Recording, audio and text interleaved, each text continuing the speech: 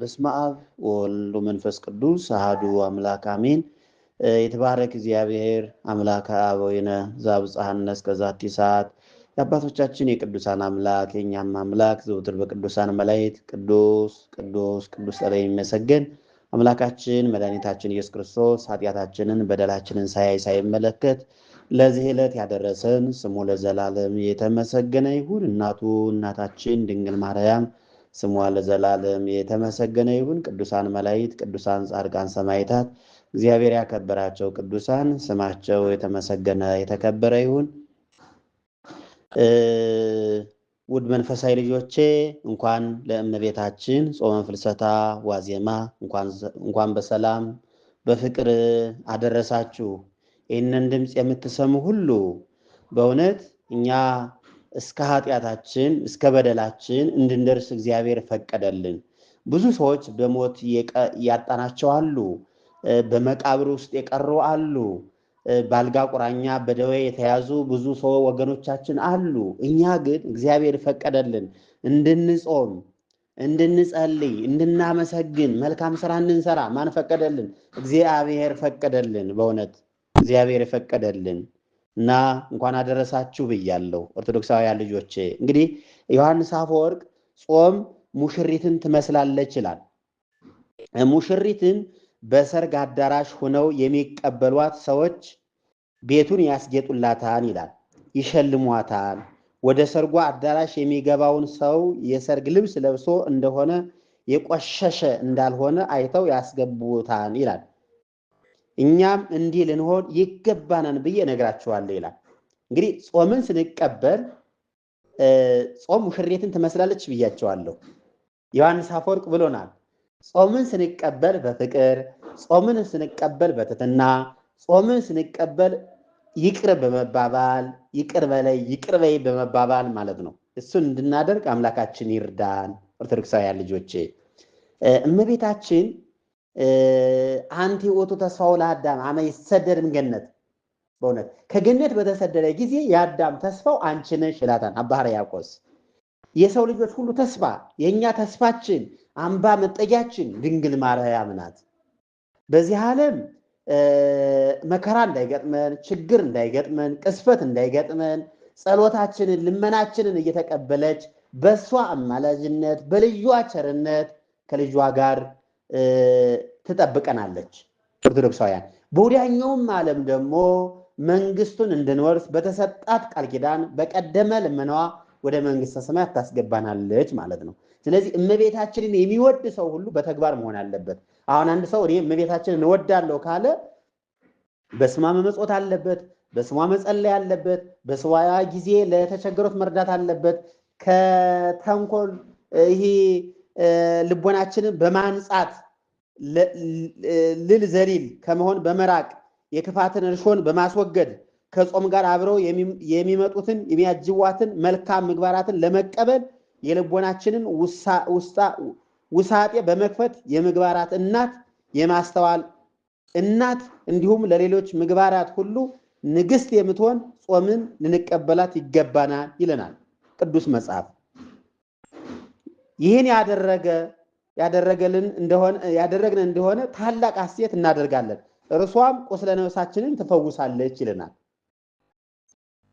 ጾም ትፈውስ ቁስለ ነፍስ፣ የነፍሳችንን ቁስል ትፈውሳለች። ማን? ጾም። ግን ጾም ምን መሆን አለባት? እሷን የሚያጅቧት አሉ። ጾምን የሚያጅቧት ምንድናቸው ካላችሁ ጥሩ ስራ ወይም ጥሩ ምግባራት ወይም የትሩፋት ስራ መስራት። ምን ማለት ነው ይህ ካላችሁ አንድ ሰው የሚጸልይ ሰው በእጆቹ ምጽዋት መስጠት አለበት። አንደበቱ ክፉ ከመናገር መቆጠብ አለበት።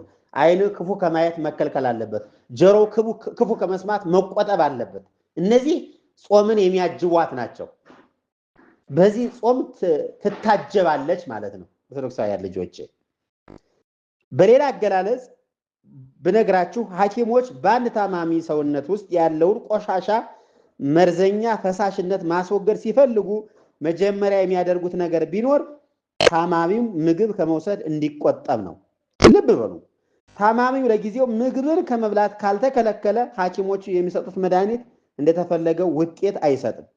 እኛም ቁስለ ነፍስ ቁስለ ስጋ የምትፈውሰውን ጾም ስንቀበላት ከዚህ በላይ ልንሆን ይገባናል ይለናል። ድህነተ ስጋ ድህነተ ነፍስን የምንሻ ከሆነ ልቦናችንን ንጹህና ንቁ በማድረግ ልንወስዳት ይገባናል። እንዲሁም ካልሆነ ግን ከጥቅሟ ይልቅ ጉዳቷ ያመዝናል ይላል። የማን ካላችሁ የጾም ማለት ነው። ስለዚህ ጾም በምግባራት ሁሉ በመልካም ስራ ሁሉ ትታጀባለች ማለት ነው። አንደኛው ምጽዋት፣ የታረዙትን በማልበስ የተቸገሩትን በመርዳት የተራቡትን በማብላት በማጠጣት ማለት ነው።